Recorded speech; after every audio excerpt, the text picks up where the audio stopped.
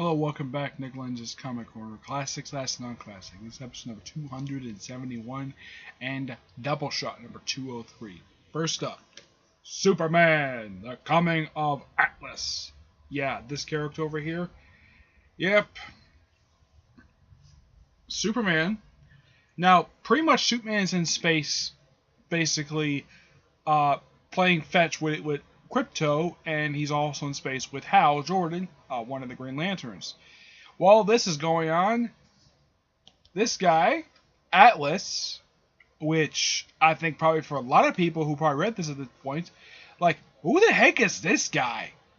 Yeah, seriously, who the heck was this guy? Because I don't think anybody read the actual first appearance, which, thank you, DC, for actually putting it in here.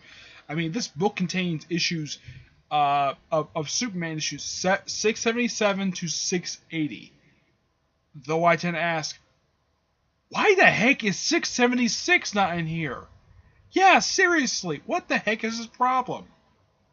Yeah, and get this, Atlas is a creation of Jack the King Kirby, and his first appearance is in first issue special number 1. Which they put it in here. They explain his backstory. Apparently, he loves throwing people around, which is what he does as Superman. And by the way, the writers for this is James Robinson and Renato Gaius. I think that's how you pronounce the person's name. I don't know.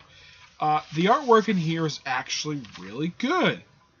Yes, the artwork is actually really good. I do praise the artist for making this good. Now, Robinson himself is a good writer. I do praise the writing here. So, did Robinson just find this guy, like, in storage? Like, just found the first issue special? Like, oh yeah, let's make this character a villain in the Superman books. Which, by the way, there's a point later on during the whole New Krypton stuff when Steel comes out of a coma. Yeah, this is the story where he gets knocked into a coma by Atlas. As far as I know, Steel has never gotten revenge on Atlas at all. Yeah, at the end of the story, Atlas works for General Lane. Go figure. The story itself is actually really good. Pretty much you have Atlas tearing up Metropolis, demanding Superman fight him. Superman does hear him, calls him back Crypto, and he fights him. Also, for some reason, Supergirl shows up in here. Yeah, Supergirl. She tries to fight Atlas, but there's a satellite in space that fires this magic that apparently kind of depowers her, like making her completely useless. I'm like, what the heck? Yeah, what the heck was that? The satellite itself, I don't think is, like, by the time the story is ended, I don't think the satellite itself was ever, like, the only explanation is that possibly General Lane must have done that, with that thing. And basically, while Superman is basically nearly knocked down unconscious, here comes Crypto, and he starts biting at Atlas. He beats the crap out of Atlas, which I gotta praise Robinson for making Crypto awesome in this story, make him useful. Every character is useful who fights Atlas, except, of course, Supergirl, who's deemed useless due to firing this thing. Also, Zachary Santana. Those who know who he is, he's Zatanna, Zatara's cousin. Yes. The hot magician has a teenage cousin. I'm not kidding. He also appears as a supporting character in the Zatanna ongoing series. He appears almost every issue. Here, he's just here just to help Superman get in a Aurora magical shield, which, okay, that's fine. I mean, he's looking for a Zatanna, and I like the fact also in here that apparently Superman has tickets to see Zatanna, which makes sense because he's known Zatanna for years. And having a now here's the thing: despite the fact that anybody can tell that any man in the DC universe is attracted to Zatanna, Superman knows that he is not allowed to feel like, let's say, develop feelings for her. He's attracted to her, obviously. What woman would it be?